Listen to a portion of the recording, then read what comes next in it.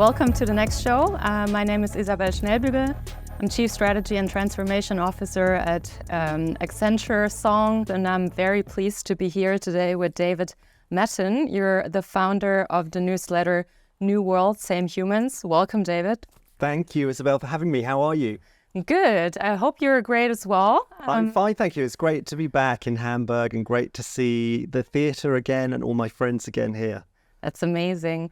Before we dive into the type of work that you're doing and also the contents of your presentation today, can you tell us a little bit more about what it is you're doing? We heard about the newsletter already, but what else it is? Yes, of course. Yes. So the heart of my work is this newsletter called New World, Same Humans, and I'm writing there a lot about trends, emerging technologies, social change, our shared future.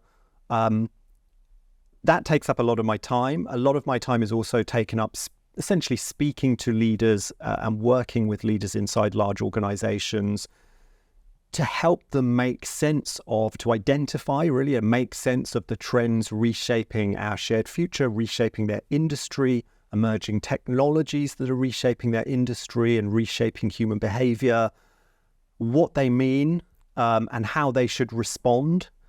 And then I speak quite a lot. You know, the offshoot of all of this is that I speak at conferences, and I often go into teams and speak for sort of marketing teams, product design teams, and so on. So that's how I spend my days and weeks. That sounds incredibly interesting, and we're going to talk a little bit about some of those issues or topics in more detail. You have been predicting trends for a while now. Was there ever anything that didn't happen the way you thought it would happen? Or was there ever anything where you thought, like, would have been better if it hadn't happened that way? Yeah, these are really interesting issues. And I know we're going to get into a bit more about how I think about trends and the framework I use to identify them, because I don't tend to think of it as predicting as such. But I mean, there are all kinds of sort of long-range trends and shifts that I've tracked over the years that have played out somewhat differently. I mean, for example, in around 2013, 2014, I was talking a lot about, and the team I was working with at the time, we talked a lot then about a trend we called the awakening. And this was based on a word that no one had heard really back then. It was very new. We were introducing it to a lot of clients and our readers, this word woke. And we said, you know, this is this big enlightenment shift in society. It's about equality, it's about equity, it's about all these exciting things. You know, you need to know about this. You should jump on board. How can this reshape your marketing? And we saw lots of brands attempt to absorb something of that trend and adopt it and display it in their marketing. And that was, something we felt that was to be encouraged. And I still essentially think that. But I think what we missed is the polarizing nature of that social shift, the backlashes that it would give rise to, and some of the difficulties brands would have in navigating that. I'm not sure that we were as alive to those difficulties and to the dissenting voices that you feel now very strongly in the culture. And now in the culture, the word woke is a very charged word and almost a very sort of political word, whereas we presented it to clients as quite a straightforward form of enlightenment to be welcomed. It's been more complex than that. Yeah. You know, I mean, I still deeply believe in those forms of enlightenment and inequality and all of that. And of course, you hope the clients you're working with believe in that too. But there's been nuance and difficulty swirling around it that we didn't necessarily anticipate. Yeah. And that's a very interesting point, right? Kind of being able to see some of the changes that are happening, where they lead, and then trying to anticipate what it will mean for society, for companies, etc. Right. And you just mentioned it's not about predicting the future, but it's really about more kind of analyzing what's out there and kind of trying to anticipate what's happening. But how do you actually do it? Like, can you describe a little bit your method, your process of how you get to the conclusions that you're drawing? Yes. And this taps back into the title of the newsletter, New World, Same Humans, because fundamentally the framework I bring to my work with trends is a framework that's built on a deep underlying thought, which is, we look out to the world out there and the fundamental challenge is change and essentially chaos. The change is unpredictable, it's rapid, and it feels extremely chaotic. How can you make sense of that? Well, there is an anchor, there is an underlying truth that allows you to start to make sense of all that change and see meaningful new directions of travel in the change. And that truth is that amid all the change, we are still the same old humans with the same fundamental human needs. So we are driven by a set of needs like value and convenience, status, meaning, love. They are very stable. They do not really change at their most fundamental, decade on decade, even century on century. And trends, the kind of trends I'm interested in, because one of the troubles with the word trend is it's a very vague word and all kinds of people mean all kinds of different things by it. The kinds of trends I'm interested in are made of those two building blocks. They're made of a changing world, but also crucially fundamental human needs. And what I'm really doing is I'm being very observant about what's happening now, and I'm looking for change, often new technologies that unlock a new way to serve a fundamental human need. Because when a technology unlocks a new way to serve one of these age-old human needs that we all have and that is never going to go away, that is when you get powerful new human behaviors and human expectations and mindsets that become opportunities for innovators. And I'll give you a very quick example. And this taps back to the first question you asked. I mean, for, I guess more than 10 years, I've been talking about a trend called virtual companions. And this was about saying AI is going to unlock a new way to serve fundamental human needs around social connection and sort of friendship and meaning. People are going to enter into relationships with AI conversational entities. And at the time I was saying this, in the earliest days I was saying this, I would say, think about Siri. Have you ever asked Siri a question that has any emotional content? If you have, then you're already open to the idea that our relationship with these conversational entities can be more than just transaction, more than just like, where's the nearest bank? And people looked at me like I was crazy, back in 2012, 2013. That felt like an insane idea. Yeah. And people would laugh, and that was fun at conferences. You'd get a great laugh out of it and everything. But look where we are now. Yeah. It doesn't feel like such a crazy idea at all with the emergence of large language models and their incredible linguistic capability. So that is an example of how thinking about how an emerging technology can tap into a deep human need. It's about being very observant about what's happening now, but it allows you to make inferences about where human behavior and mindsets are going. And that is really always at the heart of what I'm trying to do. Yeah. And I can see the value of that for, as you described it earlier, for companies to really figure out what's going on there and how do we need to adapt our strategies to serve those human needs and our customers in the end.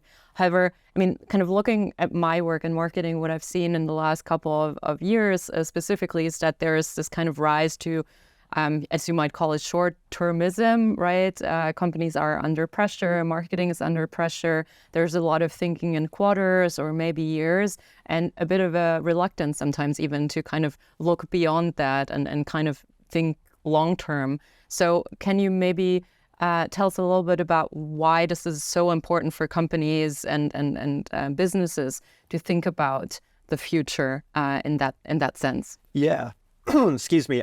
Yes. And extremely well that one of the eternal challenges of working with clients is persuading them to think, beyond the next quarter, persuading them to think to the medium and long term. And there are hugely legitimate reasons for that. I mean, these people are extremely busy. They're deeply immersed in the day-to-day. What they're doing is making money, and they need to keep turning that handle. And you're there on the sideline saying, oh, but think about 2030 or think about 2050. And they're like, yeah, I will soon. I'll think about that soon. That challenge is never going to go away. And it's up to people like us to navigate that challenge. These people know that it's important to think about the medium and long-term future. I don't think we need to persuade them of that on an intellectual level. What we need to do is give them the sort of build an environment and give them the emotional confidence, essentially, to think, and the space, the intellectual space to think about it. That's what they lack, and that's partly up to leaderships inside these organizations, and it's partly up to people like us. And, history is littered with companies that didn't think meaningfully about the medium to long-term future, and about what is changing and how that's going to impact them. And those companies are now sort of in the graveyard. I mean, perhaps if it helps leaders in these organizations get their head around the idea that this is important, part of what I'm saying to them is we want to think about what is changing. We also need to think deeply about what is not going to change. People's fundamental values and human needs, convenience, security, status, they won't change. But in the world 5-10 years from now, when there are new technologies and new ways of tapping into those human needs, what should your company look like? What were your competitors were doing? What insurgents will be able to disrupt what you are doing and potentially, eat your lunch, erase you? This is why you need to take the time to think about this. And there are, part of what I love about the method I use is that it's very teachable. It's very, very simple, and its power lies in its simplicity. And quite a lot of what I do is often what I'm asked to do is go into an organization and essentially impart this framework to many, many people and turn everyone into their own trend watcher, give everyone a structured way of looking to the world out there, thinking about the change in the context of human needs, bringing that to the office, sharing their thoughts with colleagues. It doesn't have to be rocket science. It doesn't have to take huge amounts of time. But if you build that future-focused culture, it's really powerful. Yeah. And I mean, I love that even in the conversations with clients and organizations, it's important to think about their fundamental human needs, right? And give them psychological safety to be able to detach from your day-to-day work and take the space to think about the future. So it's interesting. Now, let's switch gears a little bit and talk about your talk today, your keynote, and the core idea that you presented today, which was about the unified digital physical field. It's a real tongue twister. We talked about that before. Can you tell us a little bit more about what it was? What were your key points? Yes, I can. As much as I'm obsessed with human beings and thinking about human beings and our needs and who we are, what human beings are at heart, is at the core of my work. Recently, I have been giving a great deal of thought to the other side of the equation, the other side of the other half of my newsletter title, not the same humans, but the new world. Because I think in 2023, we all have this feeling that we are on the cusp of some hugely significant technological change. I mean, when you look at what's happening now with AI, which of course everyone is talking about, robotics, virtual spaces, technologies of genetic manipulation, incredible things happening there. It feels as though we're on the verge of a deep and profound wave of change. And I want to understand this new world we're building in its deepest sense, and I want to understand what it is at its heart. And I've given that a great deal of thought, and the tentative answer I'm working towards is that at its heart, what is happening is this deep merging of the realm of the digital, the realm of information with the physical world, with the realm of atoms. we're seeing the merging of those two realms into what I call the unified digital physical field. That process itself is not new. We've talked about blurring boundaries between digital and physical for years, but I think we're at something of an inflection point with that process, given what's happening now with AI and robotics and so on. So that's the heart of the idea. Excuse me. It's very interesting, and I think when I thought about your talk and this interview before, I thought a lot about the interaction between this information and in the digital world and humans on the other side. But you also talked a lot about the information and how it can be kind of brought into the metaverse, if you will, and how it gives especially companies tools to think differently about the real world and bring those improvements that they create in the digital space into the real world. Can you talk a little bit about that? Yes. So in the talk, I talked about three dimensions, essentially, of the unified digital physical field. The first is this super network of connected objects, where we're running this layer of data through everything in the physical world around us, like every robot, every autonomous vehicle, every building, every sidewalk, every human being. And we're building a world where every physical object is connected to every other object and they all talk to one another. That creates this tsunami of data about the physical environment, about the world around us, which helps us or empowers us essentially to build the second dimension of the unified digital physical field, which is this ability to bring the physical world into virtual space, to build next generation, incredibly sophisticated simulations of the physical world. And if you look at, as I said in the talk, what NVIDIA is doing with its Omniverse platform, just incredible simulations of complex physical processes of entire, like car factories. BMW is simulating the entire factory in Omniverse and reconfiguring the factory inside the simulation before they do it in the physical plant, and that's saving them days where they used to have to pause the factory and now they don't. And so this bringing of the physical world into virtual space is a hugely important dimension of this. And then it all comes together in mixed reality or augmented reality, this ability to drop a digital layer, a layer of representation over our view of the world around us. And we were talking about this in 2021. I mean, anyone hesitates to use the word metaverse now, right? Because there was this insane hype cycle and there's now a deep metaverse winter. I think the word is going to be retired. It's just damaged. It's too damaged. It's like, it's going to become something of a cringe word. Like no one talks about the information superhighway now, right? Yeah. I think metaverse is going to go to the same graveyard of words. But what was interesting about the metaverse is still interesting, and those forces are still evolving. We're building a world where we're able to bring our representations into the physical world and drop them over our view of the physical world until eventually the boundaries between what is representation and what is physical reality start to blur away. And that is just a profound shift. And that is how I think, consumers, most people will experience the unified digital physical field, this merging of information, of bits and atoms. Yeah.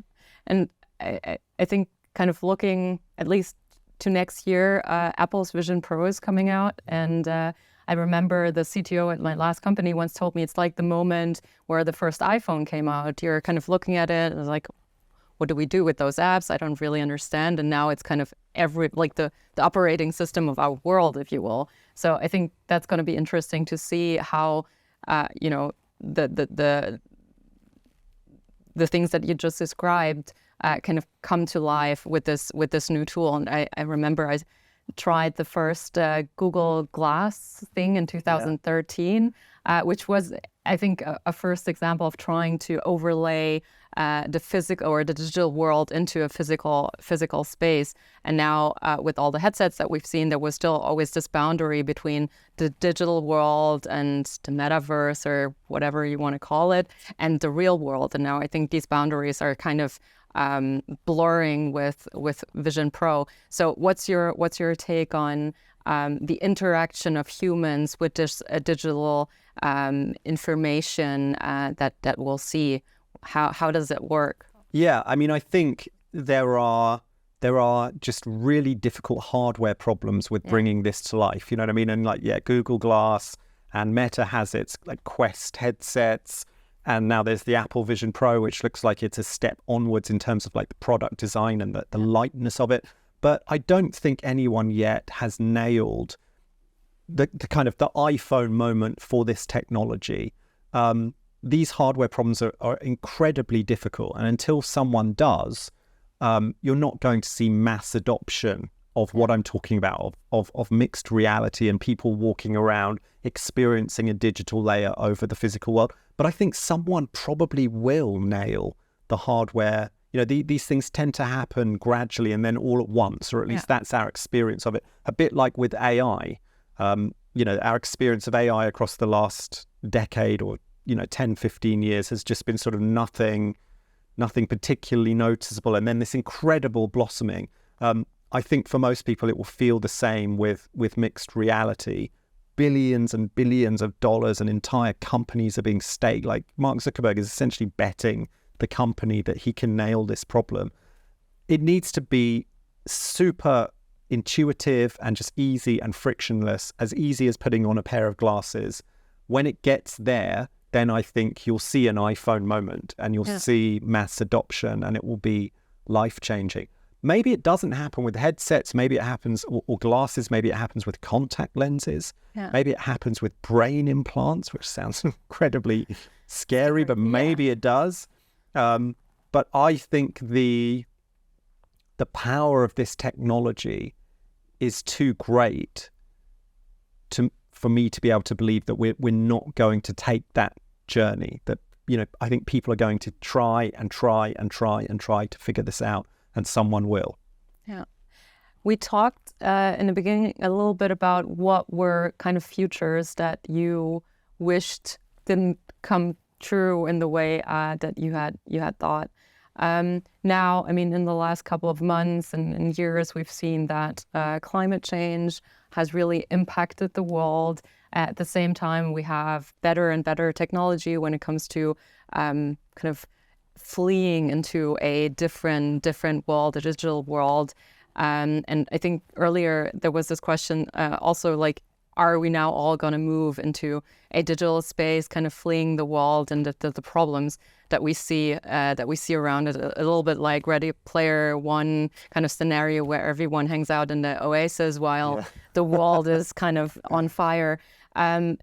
Do you think this will happen, or do you think humanity will find a way to use this technology for the good and tackle the challenges that we're currently seeing in the real world?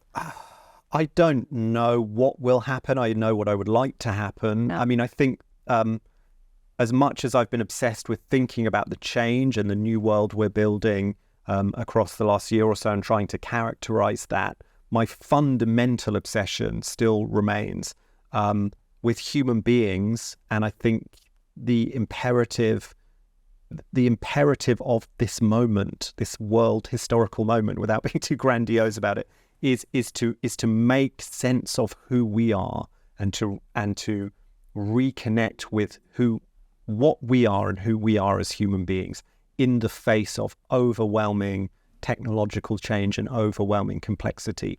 Yes, a new world is taking shape, and that means that poses deep and difficult and very important questions to us about who we are, what our role is now in this world we're building, and how we want to live, and who we want to be.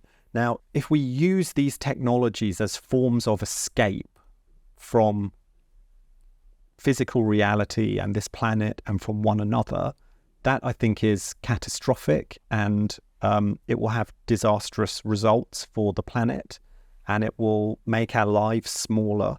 But there is an opportunity for us to go in precisely the opposite direction. And really the thought I'd like to explore much more is what is at the end of this long journey that technology is taking us on, when every domain of human activity can be turned into a sort of a procedure, a form of technique that technology is able to perform for us, even at seemingly the highest, most abstracted levels of human capability, like writing and illustration, all these things we're learning AI can do. What is left for human beings? In the end, the only answer to that is each other. We are what is left. And what we need to do is we can build a world where technology does all kinds of incredible things for us and with us, and that liberates us to do what only we truly can do, which is be human for one another, see one another, connect with one another, care for one another. That's what's at the end of this long journey, is a reinvigoration of human community and of being together. That's what I would like to see. Do I think that is what will happen? I mean, it's very, very difficult. And I think it will be a highly mixed bag. I think, I hope that some people are able to avail themselves of those kinds of opportunities, and that some of us are able to get to that place. But yeah, it's going to be highly mixed, highly polarized, I think, highly volatile. It's going to be very exciting to watch the next decade, the next decades. But I think it will probably be a bit scary too. That was such a beautiful thought. Thank you very much. I think there's still hope and there's a lot to shape. So let's get on it, I would say. Yes. And now maybe let's switch gears one more time. Live trends. You worked with our colleagues Mark Curtis and Katie Burke and many other people at Accenture Song on the new edition of the Accenture Song Live Trends Study, which is great. They're one of our most prestigious publications at Accenture, and many people cannot wait to read them. This year, they will come out a little bit earlier in October. And to maybe get a little bit of a sneak peek, can you give us some hints on what to expect from them? I can indeed, and it was a real privilege to work on the life trends this year. I mean, I played an extremely small part, but shared some thinking and some research with Mark and Katie and the team in London. And they're such an iconic, landmark trends publication. It was really exciting to work on them. So there's 5 trends coming. 5 trends as part of the report. Let me talk about just a few of them. One that, they're all hugely interesting and really relevant, and I can't wait to see what clients make of them. One is about, and this is an issue I've thought about for a while, essentially the disruption of traditional life milestones. Like it's a simplified template, but there's been this kind of traditional, accepted, mainstream, so to speak, sort of path through life where, you have your education, you go to college, you come out, you start your career, you buy a house, perhaps you get married, perhaps you have children, you retire. We all sense that kind of mainstream traditional path is, its power, its relevance is declining, its availability is declining. The economy is changing, the job market is changing deeply. The traditional kind of long-term career. I mean, forget the days where you stayed with one company, like for your life. We all know that is long gone. But even the days where you stayed essentially on the same track in a single career your entire life. I mean, technological change is making that impossible. Careers are being wiped out and new careers are being invented. People's social expectations are changing too. And there's hugely welcome changes. As a part of that, people are much more free to construct identities and lifestyles that are meaningful for them rather than have them imposed, and have social expectations imposed on them and have to live them out. So this trend really explores that and what the meaning of that is in people's lives and how brands should respond. How do you speak the language of this new world where these traditional life stages are being disrupted, because that someone demographically, this is a 30-year-old woman who lives in a big city and went to college and earns this much money. It doesn't really mean anymore that you have an accurate prediction of who she is and what her tastes and interests are and what her lifestyle is and what her hopes and dreams are. Those models are breaking down. So that's a really powerful one for clients to understand, and it can shape their communications, their marketing, their products and services. It's just deeply important.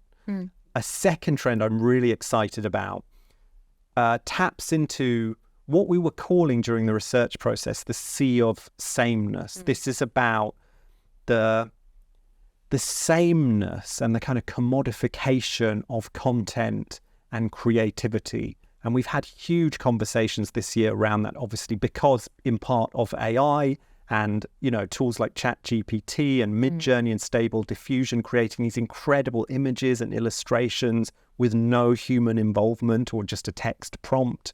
But we can all sense, even before the AI tools, and now especially, that we're moving towards this world where a lot of creative output, or what we call creative output, is being commodified and is kind of on this mediocre path towards sameness.